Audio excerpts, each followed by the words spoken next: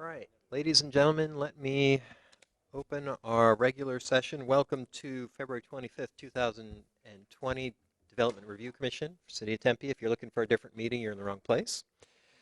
The Development Review Commission is created to hold public meetings and hearings to provide analysis and recommendations to the City Council regarding general land use policies and applications where the Commission has recommendatory power, and to render final decisions on specified applications where the Commission has final decision-making power, including but not limited to all aspects of a proposed and future development.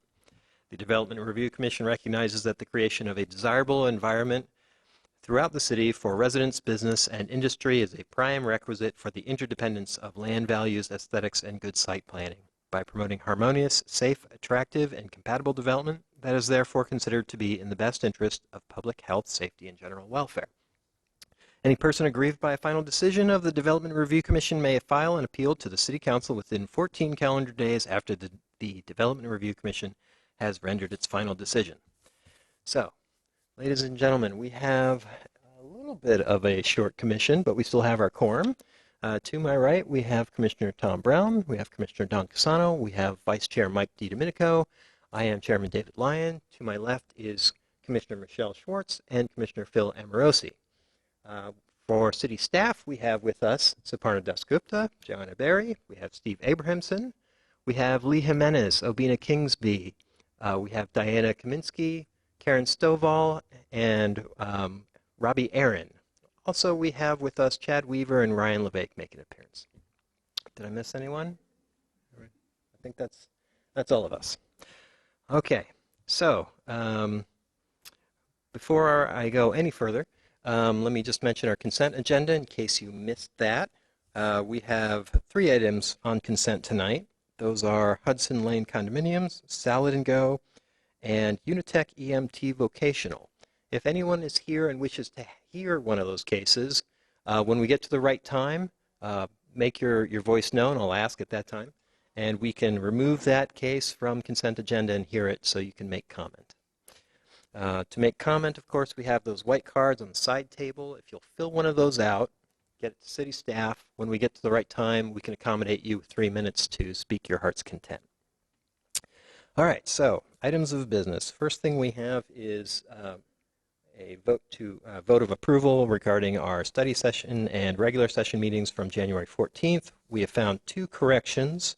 One was a typo in Commissioner Amorosi's comment. That should be corrected to say following rather than falling. And the other one was to make Commissioner Michelle Schwartz present at the study session. Is that correct? Okay. Having read in those changes, can I hear a motion regarding the approval of those minutes? Mr. Chairman. Commissioner Casano. I would make a motion for approval of the Development Review Commission study session and regular meeting session January 14th, 2020 with the corrections as stated. Okay, super. Do I hear a second? Second. All right, motion to approve from Commissioner Casano with the revisions mentioned and seconded by Commissioner Amorosi. All those in favor by show of hands, please. Opposed? No opposed. So the motion passes 6-0. Thank you. All right, so that moves us on to our consent agenda. Once again, we have Hudson Lane, Salad and Go, and Unitech EMT Vocational. Is there anyone here with us that wishes to have one of those cases heard? Seeing none, we'll move ahead with our consent agenda as written. Can I hear a motion regarding its approval? Move for the approval of the consent agenda. Do I hear a second? Second, Mr. Chairman. All right, motion to approve from Vice Chair DiDomenico and seconded from Commissioner Casano. All those in favor by show of hands, please. And motion passes 6-0. Thank you. So let's now move on to University Lofts. If we can invite our applicant to come to the podium and tell us about your project. Oh, you brought the goods with you. You got the real stuff. You're going to build one right in front of us. Mm-hmm. Welcome. Good evening. I'm Mitch Rhoda. I'm with Tricor. We are a national general contractor and are based here in Phoenix. The project I'm going to be presenting on might look familiar from about a year ago or so when this project looking the exact same way. Actually went through this committee as well and received approval 6-1. During the course of that time, we, as a business, kind of started reevaluating a little things of how we were going to proceed as a company in terms of what type of commitment that we were going to make as a general contractor and changing the way that we built things and how we'd go about doing that. So I'm going to start off a little bit with just kind of general information on the project, talk about a few things of what we changed on the project, and then really kind of dive into kind of what our business plan is about now and how this project itself is being presented now. So University Lofts is a small site. It sits right on University Drive. I'm sure everyone here has driven by it numerous times. It's sat vacant for decades now. We acquired it about 2 years ago with the intent of going about it in the exact way we are right now, which is a townhome product on it. It's 5 units, 3 stories. We meet all city requirements except for a small setback issue that we fall into the typical use permit of a 20% reduction to meet that requirement. The units themselves are 1,800 square feet, 3 bedroom, 3 bath, 2-car garage. The biggest change that you'll see on this compared to what was submitted previously was based on sitting down with the city and really understanding what other developments are going in, as well as how University Drive is set up. We've actually flipped the entire development now. So, and accommodating that to the city, there was a concern about turning coming out of the development and there being a median in the center road and that potentially causing some issues. So we went ahead and completely flipped the community itself during the course of the submission process. So that's now reflected in all the renderings and all plans going forward and then a complete package that was submitted to you guys for review. So that's probably the biggest change in terms of the actual development itself. Everything else from heights to exterior veneers, window selections, everything else remains typical to the project that was previously approved with you guys. The floor plans themselves, once again, no big adjustment, but what you will see here going forward is when we actually submit our building plans is a complete conversion now to alternative building products when it comes to the actual exterior of the units. So once again, kind of through the process of our company, we decided that we want to take a step forward in really progressing the way that we build things. And so the product that you see here is actually locally manufactured here in Phoenix. That plant actually used to just be right in downtown Tempe until about 2 months ago. It's 8-inch thick, R30 insulation. It's Hurricane 5 resistant. It's got all of its approvals nationally as a typical building system, and we found that this actually makes us a better builder, not only by the products that we actually put into it, but the way we can go about doing things now. So we've reduced the size of our crews down to a couple of people. It's fully approved to go 4 stories, and we're seeing this now taking the scale here on another project that we're working on in the city of Phoenix of about 110 units. So it's really starting to take shape and starting to see the future of the way that we actually can go about constructing houses, not only from what we build with, but how we interact with it. So that's kind of the step 1 of it, of really using these products as a platform. Go ahead. Yeah, I'm sorry. I didn't mean to interrupt, but I did just want to ask, tell me the name of the product again. It's called Hercule, That's right. and it's manufactured by a company called Hercule Tech. And so this kind of started the catalyst, really, of what else we can do now. So we've now tightened up the entire building envelope of the units, which means we can start looking at the systems that go inside of it. So our company owns its own HVAC company, so we are currently going through providing a whole new ductless mini-split system inside the units themselves. We're looking at tankless water heaters. So we're kind of really taking this as a step to continue to move forward to not only take step 1 of the actual structure, but step 2 of also looking at everything that goes inside of it and the way people will actually interact with this house. We've started the process with working with the school sustainability as well to try to bring students into the actual site themselves so we can say this is what the next generation of really what products can be, and hopefully that generation sees it and continues to progress it itself. So that's really what the project is turned into now. Instead of it, there's nothing different in terms of the zoning changes that we're making, building heights that we're making. It's really just an improvement overall to the actual product itself. Okay, are you looking for comments now? I would love You some. got more? I would All love right. some. I wasn't sure if you had more. All right, so Commissioner Schwartz. So with the change of the drive further to the west, is the development then a right in, right out only? Yes, ma'am. Yeah, yeah. So that median will completely stop anyone from trying to make a left-hand turn outside the development. It's far enough back or far enough west to be able to stop that. Thank you. Other comments or questions? Commissioner Amorosi. Thank you, Chairman Lyon. I just want to commend the developer for moving forward with more sustainable construction and on your own, and I'd like to see more of that here in Tempe. So that's a great benefit to the city. Thank you. Appreciate it. I'll dovetail on that one. I like that one too, and I like that you're finding ways to make it economically viable and really work. I think that's great. I will ask a question. Sometimes we have these properties that sit vacant and they're difficult to develop. Mm-hmm. And then when a solution comes along, as a commission, we look at them and sometimes I think, well, okay, you've designed something for that, but is it maybe a little too much? You're not pushing your luck very much. You're only asking for a couple of feet. So that's no big deal. We see that a lot. But I can't help but feel, is it maybe a little dense for where it is, right? You've got a little landscape in front, and then it's 5 units and parking. So I guess I would just ask you, how would you respond to that? How do you feel about that? We try to be as creative with the site as possible. With it being so small, there's only so many things that can go on this. And for us, from a financial standpoint as well, we're trying to do our best to spread the cost to bring something to the marketplace that actually is obtainable for people. So in doing that, we try to find the perfect balance of saying, can we not push the limits, like you said, and try to go 4 or 5 stories on something like this, to really say what's the most creative balance that we can find and find that balance and then try to take it to the next level with kind of doing the things that we're doing. So I hear the concern, and we've looked at it in numerous ways and have worked the city to try to find what that balance is, and we feel like we have. Right. Okay. And I know it'd be easy for me to sit here and say, well, what if you just did 4 units instead of 5? Mm-hmm. And what would be your response to that?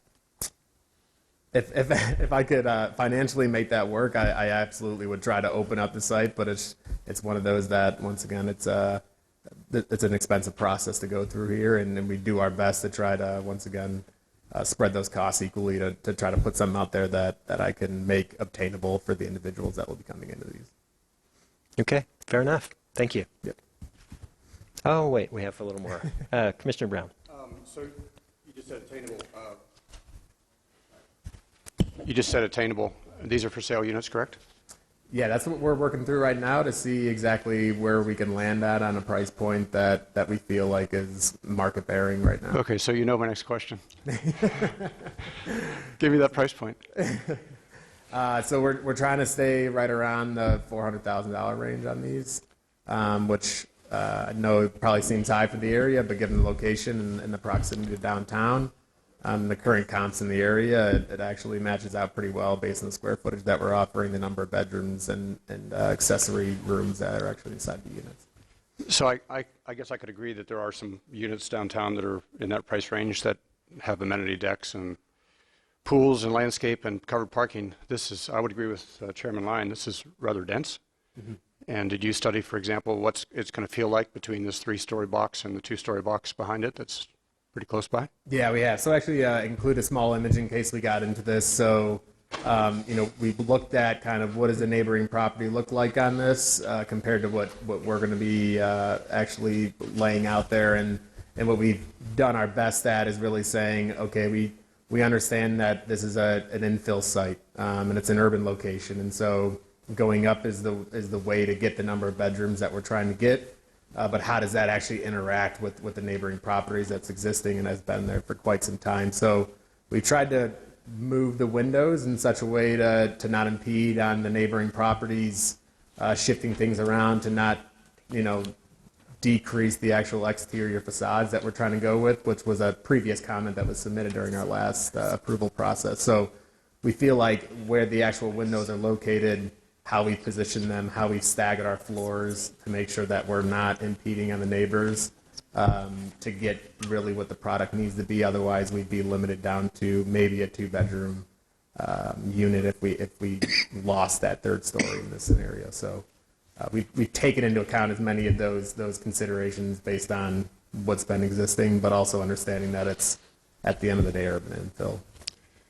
So one last question. The zone between your project and the existing looks like a 6-foot block wall that's right on the property line. Is that going to be gated off to prevent people from hanging out all night long there? So the current walls that are shown on there are all existing. Right. Is it going to be gated, or can anyone go back there and sleep behind the building? Currently, we're not showing it as a gated community. Why not? During the during the submission process, it was actually brought up that the west side right now be left open due to a new development going on to the neighboring property, and so we actually removed the entire site wall to allow for open flow and visibility between the units with landscape buffers being utilized. Well, I'm not really talking about the land to the west, which is what you're talking about. I think that might be a new development. I'm saying that people can walk through there, walk behind the buildings, and camp out. And for a for-sale unit, I would hope that there'd be at least some private gates for those 3 front doors, so they're not an alley. Yeah, so we do gate the actual front patio. There will be a gate on side of that. In terms of blocking off the entire development and making it fully secure, it's tough to get the space inside of this once again, based on just how the site is laid out and just the actual acreage that's allowed to even be developed on it.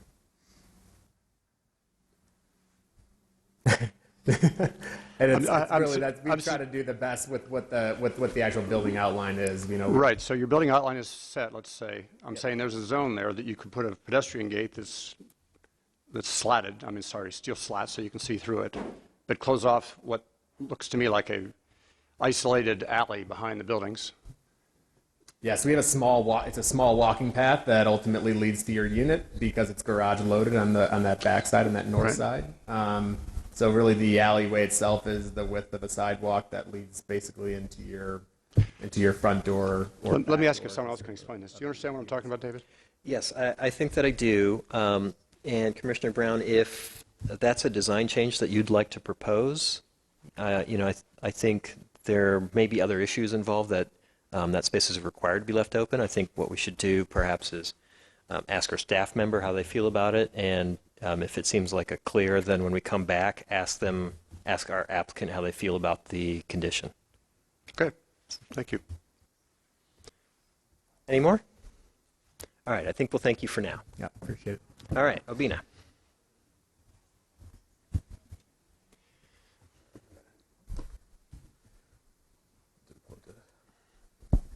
Good evening, Commission. My name is Obina Kingsley, Planner 2 with the City of Tempe. I'll circle back with University, also pull up the presentation here. All right. So University Law Office is requesting a use permit standard to reduce the east side setback from 10 feet to 8 feet. And a development plan review for a 3-story attached single-family development consisting of 5 dwelling units. The site is located on the north side of University Drive, about midway between Hardy Drive and Roosevelt Street. The property is zoned R4. There was no neighborhood meeting required for this project. Staff has received no public input in regards to the project prior to completion of the report or this meeting. Staff is recommending approval of this project subject to the conditions of approval that we have placed in. We're going to kind of hop to the conditions of approval. Actually, let me go back to the landscape. So on landscape plan here, there was conditions numbers 19 through 21 were added to ensure that there are trees placed in the zone. Yeah, that's right over in here. Because on the west side, these are actually next to a sewer line, so there may be some conflicts there. And we thought it'd be more appropriate they can at least shift that and add some that they had on the previous iteration of the plans that we think should still be fine. So that's what those conditions are about. And then we're also looking to, as mentioned during the study session, to have condition number 2 change to reflect that the date and that condition is incorrect, and that it should be February 7th, 2020 instead of January 4th, 2018. I can answer any questions you have. I know I'm going to probably have questions about the fencing, but if there's any others, I can answer those as well. How about we go straight to Commissioner Brown, and then we'll do the other questions. So, as we all know, Tempe has a homeless problem, and it looks like this would be a really attractive spot to camp late at night. So I'm a student. I can afford these nice units, so I bike or scooter to ASU, and I come back at 11 o'clock after studying all night, and I've got to walk down an alley with no fence. And it seems to me an inexpensive steel wrought iron fence could be a security measure to close off the front door for those back 3 units. Okay, just make sure we're talking about 10 areas. So you're talking about this one, this area here. I can't see your laser. I'm sorry, on the west side where lot 5 is. Is Yes. that the area you're talking about? Yeah, that's just. And also, okay. It's just a suggestion. I'm not saying this is going to make the unit a whole lot better, but I thought it was a security issue that I could bring up. Okay. Chairman Lyon, Commissioner Brown. I believe that's something that we can evaluate if the applicant is amenable to that change or a condition being added. I think that's something we can evaluate. We just want to, as staff, I think we want to double check with police and fire and make sure that's okay. But if those 2 disciplines feel like there's no issue with that, then as planning staff, I don't think we have an issue with that either. And then I guess the same question For the other side, it would be on the east side. east side as well. No, I think that's something that we can evaluate. We just have to make sure that the other disciplines, like I say, fire and Okay. PD are okay with that. And then one related question that you may be familiar with. I see a darker poche, which is the sidewalk, I'm sure. Yes. And there's about there's a narrow space. I think it's just 3 or 4 feet for some trees to be planted there. Will they be viable in such a narrow spot? It's about a little over 6 feet, I believe, for those areas. So I think that we could get a tree in there. As far as the growth of it, maybe it may not grow as large as it typically would, but I think that's something. I mean, obviously, trees, shade in there would be really nice, as opposed to just Correct. stucco and concrete. Yeah. The trees are on the landscape plan. I just want to be sure that I guess it takes some care to prepare that kind of planting pit. And just like I say, just to reiterate, as I mentioned with the condition, the trees that are located on just adjacent to left or lot 5 to the west, that one tree there may have to be eliminated due to a sewer line. And the one just to the south of it would have to be probably shifted down where the bicycle space is so that it can, once again, not be in, and hopefully we can get some trees on the other side there on the west side, or east side, I'm sorry. Thank you. All right, any other questions for Mr. Kingsby? Commissioner Schwartz. I just had a question regarding the fire review of that access. It looks like it terminates there and there's not room for a turnaround. How are they planning to service the units to the north? So they actually have come up with a solution to, actually those will be fire sprinkled, and they will not actually have to go all the way back to that portion or turn in. They might pull forward, but it leaves them, since it's sprinkler, it works better for them and they can do the whole school with that. Thank you. Anyone else? Thank you, Mr. Kingsby. Okay, folks, now we come to our public comment section. I have one card here for someone who wishes to speak on this case. If anyone else wishes to speak on this case, find a card, fill it out, get it to staff, and we'll accommodate you. So, Mr. Philip Yates, please.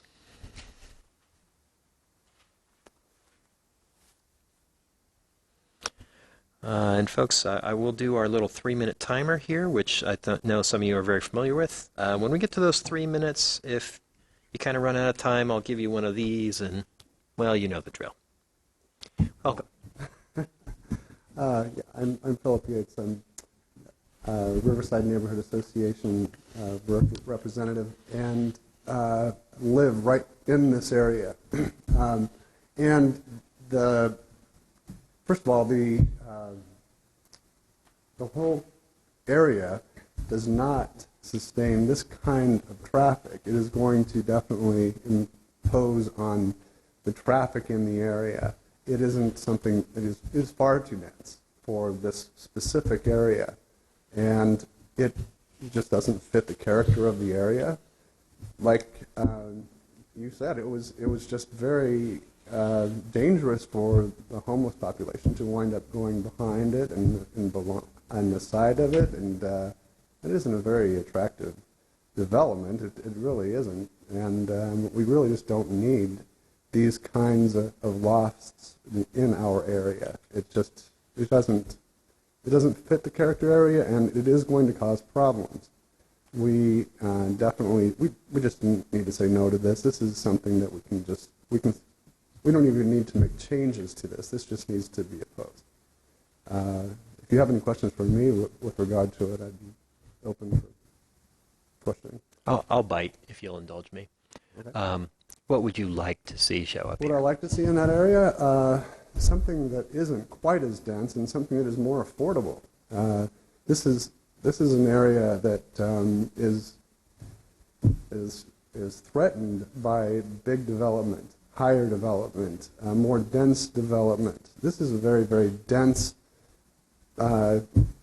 proposal, and I just don't see it as being something that the area actually wants to have or would benefit from. It just, Okay. after having looked at what was presented in what I saw online, it doesn't fit the area. Anyone else? Okay. Other questions for Mr. Yates? Mr. Amorosi? Thank you, Chairman Lyon.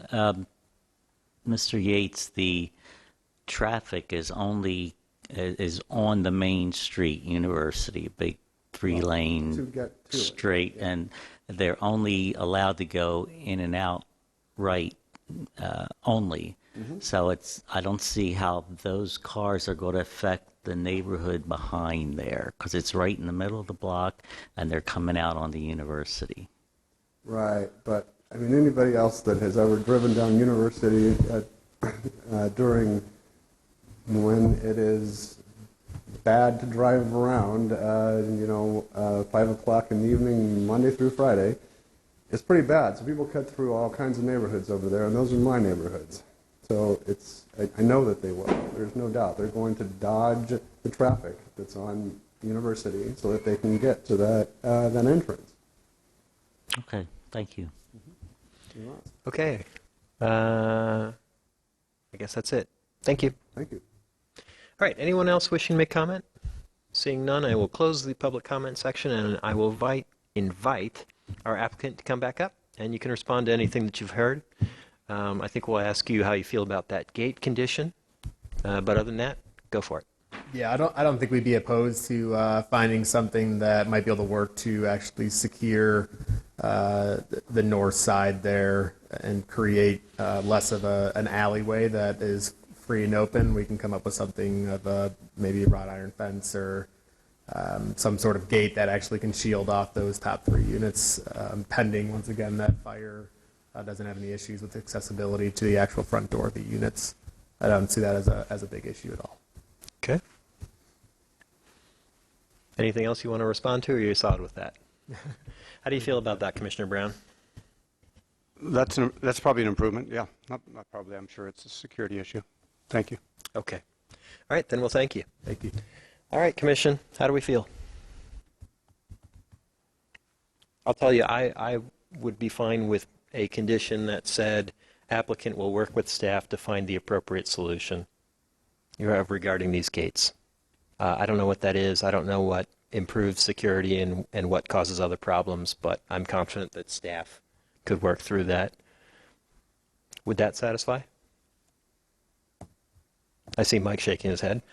It would satisfy me. I'd be more comfortable if a motion came from Commissioner Brown so that we could have it articulated in a way that he's comfortable with. But I think having it loose enough that staff can work with the other disciplines, specifically traffic and police, to make sure that doesn't create a problem is fine for me. Commissioner Amorosi. I just want to say that I agree with Commissioner Brown as far as putting some sort of gate up there just to give the residents a peace of mind as they are walking around towards the front door late at night. Because I've seen that happen around there. So I think that's a good idea, and it shouldn't cost that much more money. Okay. Commissioner Brown, do you want to propose something? Well, that solves one issue. I believe I was the person who voted against this previously, and I suspect it's going to pass. I do feel that the I density don't mean is to push you into sounding like you're supporting the project. Well, I'm glad to support increased security, even if I vote against the project. All right. Well, let's back up a step. Does anyone wish to make other comment on the case? Commissioner, Vice Chair DiDomenico. I'm in support of the case. I feel it's an improvement over the design that was approved by a majority of a prior commission two-plus years ago. I like the shifting of the driveway, the right turn in and out. I like the look of the property. I feel that, if anything, this protects the neighborhoods from an assemblage that would lead to an increase of density far beyond what this project is bringing. It's a vacant lot. Something is going there. That's the nature of being one of the most popular places to develop in the valley, and being in the center of the valley is Tempe's. We're the popular kid these days. So something's going there, and a self-contained 5-unit for sale product, I think, is the least impactful. So I'm going to be in support of it. Other comments? I'll jump in. I feel about the same. There's part of me that sort of wishes we could get something that was a little more around the range of 4 units, but I know that's completely unrealistic. I think this is about as good as we're going to get. Other comments? Commissioner Brown? I want to come back to you because I know you have more things to say. It's just a little dense, and there's a lack of a ground plane. I don't think I'd enjoy living there, and frankly, for $400,000, you can still buy a house in the middle of Tempe, but not everyone wants to buy a house in the middle of Tempe. So I'm not opposed to the concept of the unit. I just feel the design's a little boxy. It's a bit dense, and yes, I appreciate the improvement in security, which a little gate work would help with. All right. Well, I don't see too many people jumping around to make comments, so let's do some variety of motion. I'll jump in. And Commissioner Brown, and Commissioner Lyon, Chairman Lyon, you both brought up the fact that maybe this is a little too dense, and I don't disagree with that. I look at the site, though, and if I was on a team planning this and I said, well, what happens if we cut it down to 4 units? I think that the price per unit goes up probably by $75,000, $80,000, about 20%. And then plus the cost of whatever you do with that footprint where you take the 1 unit out. A 4-unit project, do you put a pool in there, or do you, a pickleball court? What do you do that's a real amenity to 4 units? So I don't know if there's a good alternative to what to do with that. And anything you build is going to add to the cost, which drives up the price point of the units, and now you've got a $500,000 unit instead of a $400,000 unit. So I don't know if that helps the project for me. With that in mind, I move for the approval of University Lofts PL 190227 with an additional stipulation that staff attempt to work with the applicant to add some security in the areas previously discussed, and also for the correction as read into the record of the date, and I don't know, this dealt with the service locations for refuse and recycling, and correcting the citation for plans dated 1/4/2018, correcting that to 2/7/20. Was there any other? That was it. I wonder if I could nitpick slightly. Please, pick away. I like the motion. I wonder if you'd be willing to consider revising the wording such that we're not saying that staff be willing to work with the applicant, but that applicant be willing to work with staff on a gate issue, because I'm sure staff is willing to work on that. Yeah, they're all smiling. Sure, they're willing. Yes, I agree. the notion here is that applicant and staff work together to find a solution that is acceptable to all departments in the city. Sorry, I know that was splitting hairs. Yeah, that's appropriate. Okay, so motion from Vice Chair DiDomenico. Do I hear a second, please? Second, Mr. Chairman. Okay, seconded by Commissioner Casano with conditions that I beat like a dead horse. All those in favor by show of hands, please. Opposed? Motion passes 5-1. All right, thank you. So let's move on now to 430 West 7th Street Apartments. And if we have someone from Synectic Design that can join us. There we are.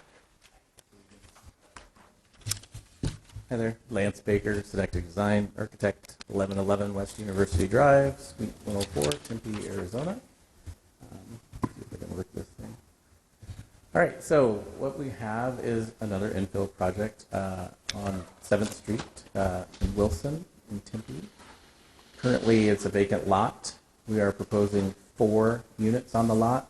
It's a little different from Mitch's prior case in that these would be apartments. They are for rent. It's a 4-unit multifamily. It's being constructed like townhomes.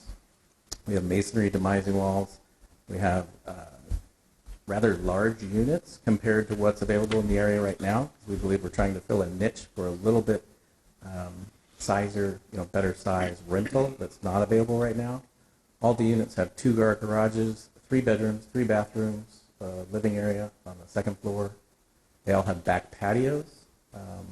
Like I said, full 2-car garages that actually you can park in with your trash and recycle, bicycle parking within the garages. We've implemented a great degree of landscaping, especially on the south corner. It's kind of an enhanced landscape area. We have 3 guest parking spaces that we're providing on the north side. Each of the units does have a gated backyard area behind them, which forms the separation also. And there are trees also back there. There's the site plan for you. So you can see the area on the south side, which is the left side, how much landscape area we have there, being mindful of our corner, all the 2-car driveways and entrances into the units, and the 3 parking spaces on the north side, off of the alley. We feel that it's a good fit for this site, and that this density is actually very common with the surrounding area. This is in the medium density area for the 2040 general plan, which is the current general plan for Tempe. Here you can see the landscape plan with the enhanced landscaping on the south, all the trees all along Wilson, trees along the back property lines, tree providing the shade for our guest parking spaces. It's just the general plan showing this particular location. As you know, we're very close to a transit hub, the new Whole Foods, a lot of other larger kind of assemblages with even much higher density. We are, I don't know if you can see, but we're right there in the middle where it's, the red boxes around it. We're proposing it would work out to 21.1 units per acre.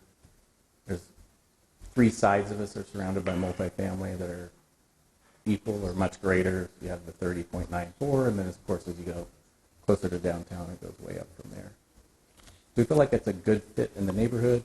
Like I said, we're trying to fill a niche of a larger rental product for rent, so it's not just pricing people out on the for sale market. That's basically what I have. Happy to answer any questions. All right, Commission, questions?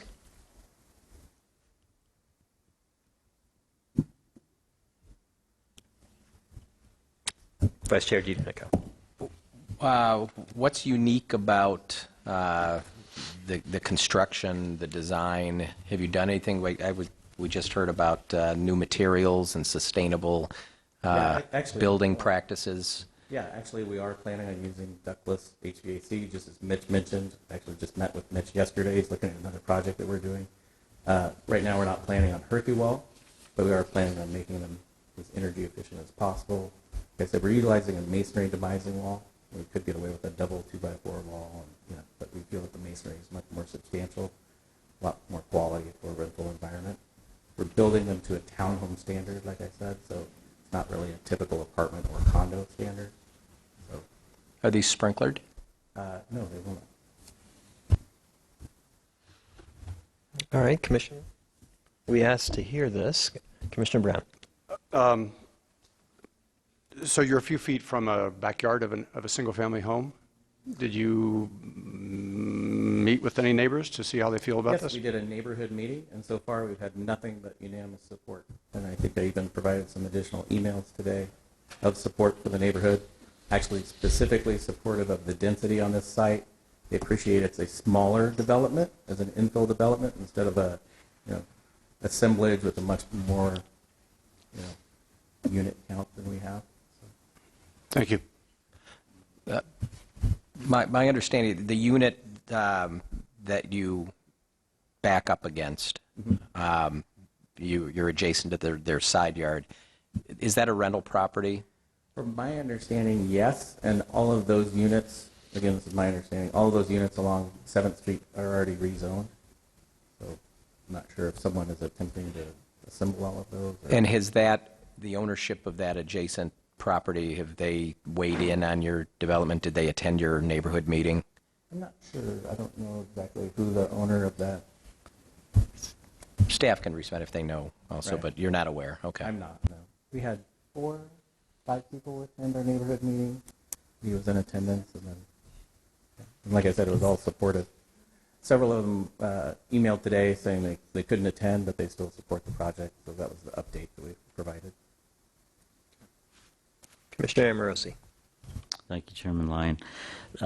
You're asking for a PAD. You say that it fits, and yet you're asking for 5 variances from the existing zoning, which I consider a lot.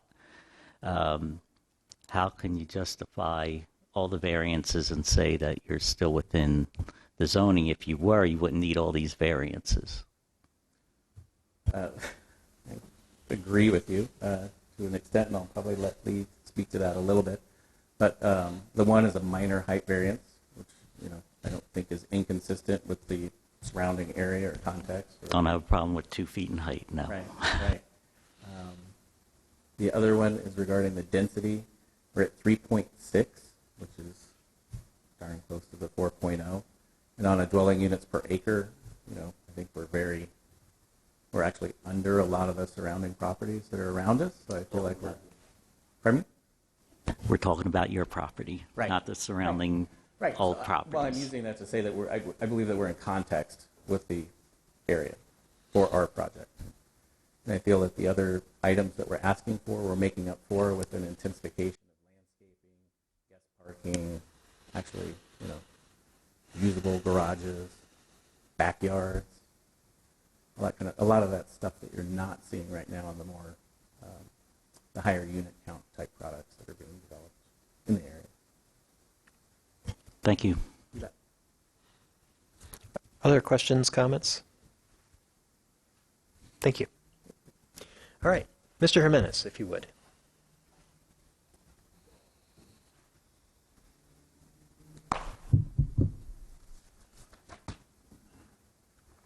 Good evening, Commission, Chair Lyon, Vice Chair DiDomenico. My name is Lee Jimenez. I'm a senior planner with the Community Development Department in the Planning Division. So tonight's request is located on the northeast corner of 7th and Wilson. It's a 3-story attached multifamily development which consists of 4 units, each with 2 garages as explained by the applicant, and with small backyard areas. The request for tonight is for a PAD to modify the R3 multifamily district development standards, not a variance, it's just a modification which is allowed through the PAD process. And this is to reduce the minimum lot area per dwelling unit, which is 2,180 square feet in the R3 district, down to 2,056 square feet, to increase the maximum height by 2 feet from 30 to 32 feet, and then a minimum front yard building setback reduction from 20 feet to 16 feet, as well as a minimum side building setback reduction from 10 to 7 feet, and then a minimum setback or minimum street side parking setback reduction from 20 feet to 16 feet. With exception to the side building setback reduction, all are within range of what would be allowed with the use permit standard, which is 10% for the height and then 20% for the other setbacks. And the 7 feet on the side is just 1 foot more than what you could get with the use permit standard on the side, which would be a reduction from 10 to 8 feet. And then along with all that, it's the development plan review to approve the site plan, landscape plans, and elevations for the multifamily building. Here's a summary table which is provided in the staff report showing the changes in the proposed PAD. As you can see, it's the minimum lot area, the increase in height, the decrease in front, side, and street side parking setbacks. Here's the site once again.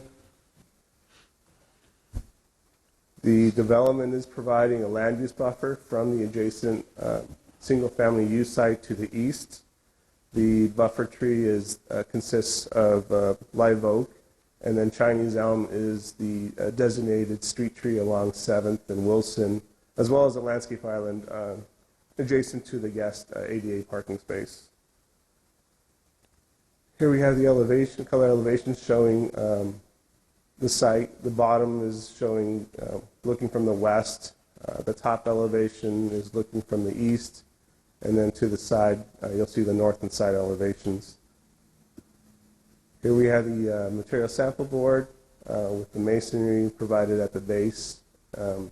We have a ceramic wood-like tile within the recessed areas. The garage door is I guess I'll just read off the screen, a modern steel flush panel with ultra-grain cypress cherry finish. And then the color palette, which has some tones of green and amber in it. Here we have the floor plan showing garage on the first level, living area on the second, and bedrooms on the third level. And here we have the cross section. The renderings as shown by the applicant earlier. And there was a neighborhood meeting which is required through the PAD process. It was held on September 30th from 5:30 to 6:30 at the offices of Synectic Design. I attended the meeting. There was a couple and another individual who attended the meeting, none of which objected to the project at the meeting.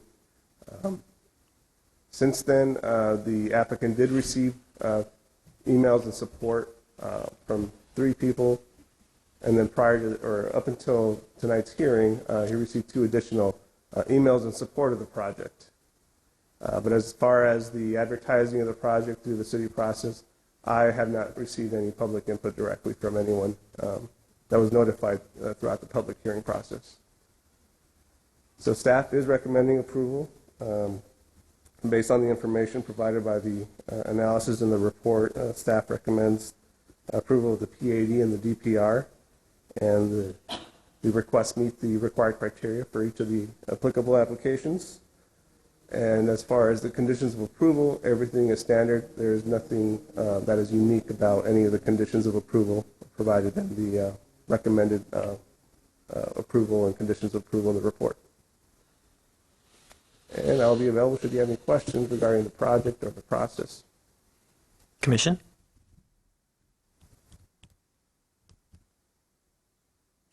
Thank you. Thank you. All right, let's do our public comments section. I have a number of cards here. Once again, if you want to join in on the fun, find one and one of these cards, fill it out, get it to staff. On the top of the stack, I have Mr. Philip Yates.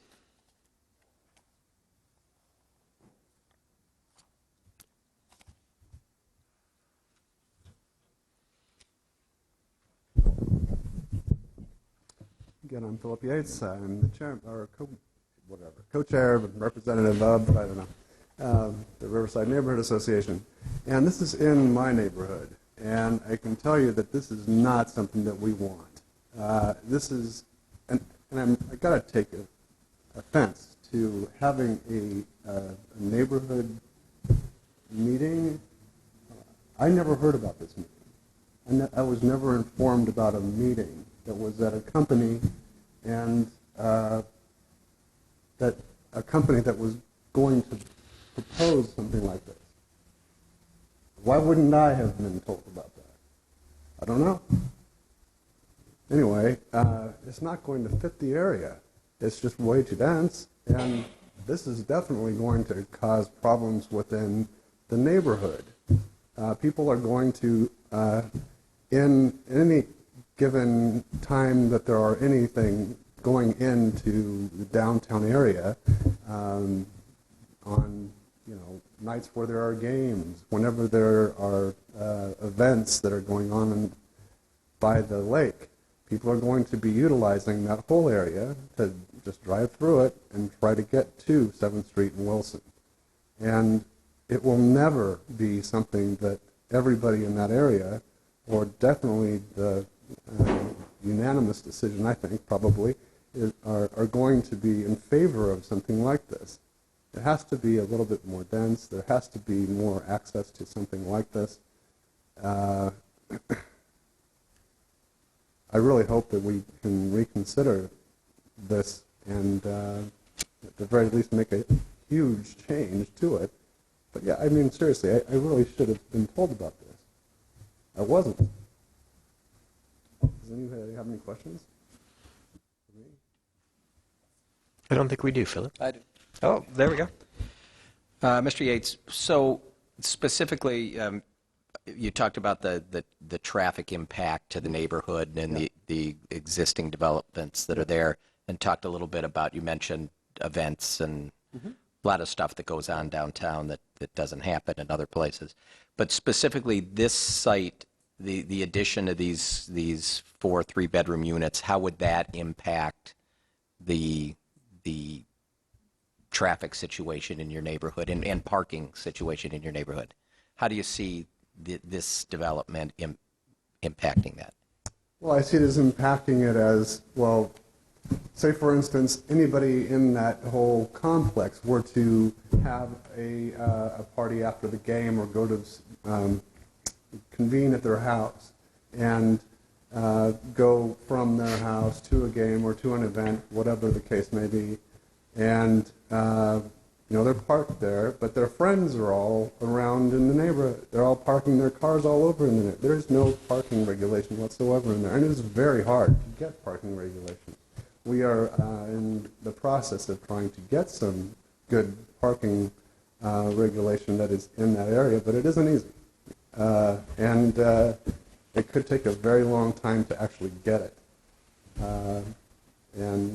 Without good parking regulation within the area of Riverside, this is going to be a problem.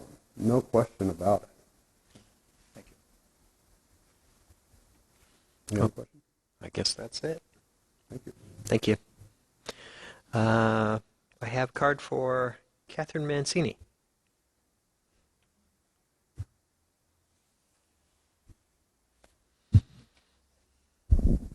Thank you, Commission. I was born in Riverside, and I live in Riverside yet again. So I'm at 5th and Wilson, right down the street. And I echo Mr. Yates's comments about the traffic issue. Currently, if there is any event anywhere in the downtown, we are parking cars probably a half a mile away and walking to our place because most of the units there don't have 2-car garages in that area. And that brings me to my next comment, that I don't understand why we're still approving 2-car garage projects in this area or on University, like the previous development, when we are boasting that we are going to be a transit-only, walking, biking, scootering community in this area, not only in Maple Ash, but also in Riverside, also in Sunset, and also in the urban core. And I thought we got rid of the 2-car requirement, but sadly, I haven't been to one of these meetings in a while, And people on development forums argue with me saying that Tempe does not require that anymore. So if they're wrong, I'm not sure, but I would respectfully request that we don't approve two-car garage developments in the downtown core. People can walk, or they can have one-car garage, or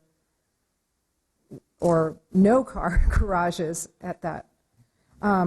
The other thing is that I don't think it's acceptable to have 3 stories in that area. There are currently single-family homes. There is a single-family home north of this development area. There are also single-family homes all along 7th Street. There are also single-family homes all along 6th Street. And I feel like when we give in to the developers and allow PADs, that we're giving away the soul of our community, and they should be able to just develop within the voter-approved guidelines and laws. Thank you. All right. And lastly, I have a card here from Mark T. Egelman. It looks like you wish to have remarks read in. And I'll go ahead and read those unless I hear otherwise. I do not support this plan. Construction is already congesting my neighborhood. This lot was meant for one house. Okay, anyone else wishing to make comment? All right, I will close the public comment section and invite our applicant to come back up and respond to what they've heard.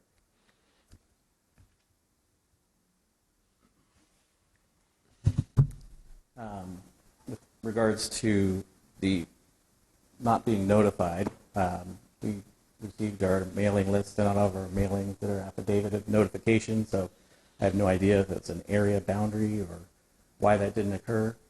We did receive plenty of other people that did come to our neighborhood meeting and did send letters of support, so this is the first non-support that I've heard of the topic, and the site has been signed for how long now from City of Tempe with my number and contact information on it, so I've received nothing. Regarding the parking in the area, I mean, you know, I don't think it makes good use of the lot to be a parking lot. I mean, you probably make a lot of money some days of the month, but you know, I feel that this is a good use for the site. It is zoned R3. You know, 3-story is allowed in that zoning. Per Tempe's own general plan, it is a medium to high density area, up to 25 dwelling units per acre. So I don't believe that we're asking for anything out of the ordinary. That's my response. All right, any more questions for our applicant? Okay, well, thank you. All right, Commission, what are your thoughts? Mr. Chairman, I have just a question, or I would like Mr. Jimenez to come up and just maybe speak to our policy. I know there's both a radius requirement for notification, also how long the sign was posted on the site, and then also what our requirements are for notifying neighborhood boards and groups that might have interest. Sure. Vice Chair Michael D'Amico, the notification requirements for a neighborhood meeting is very similar to that of the hearing process, with the exception that the applicant is in charge of notifying the proper property owners and entities. So postcards are sent to property owners within 600 feet of the property, and then postcards are also sent, or an email communication is sent to a homeowner or any residential association that we have in the city-approved list located within a quarter mile of the project sites. And the notification is required to go out 15 days, calendar days in advance of the neighborhood meeting. And that email goes from the applicant, or the city sends that notification For to? the neighborhood meeting, it's the applicant who sends out that communication. Okay. Either it's the email or a postcard if no email is available. And all that is documented in the public involvement plan. And then as far as the hearing goes, we notify property owners within 600 feet and send out postcards as well, at a minimum of 15 calendar days prior to the hearing date. And then we send out communication to the residential associations located within a quarter mile of the site. Okay. And the sign is posted, was Oh, posted how far back? The big red sign has been posted since September. Okay. It met the requirements prior to the neighborhood meeting, which was held on the 30th, so at the very least before September 15th. This is kind of a stretch, but by chance, do you know, is Mr. Yates the contact person listed for the Riverside neighborhood that he represents, or is there anyone else I would believe maybe? so. He would be on that list. Okay. All right, thank you. I appreciate it. Commissioner Miss- Schwartz. Mr. Jimenez,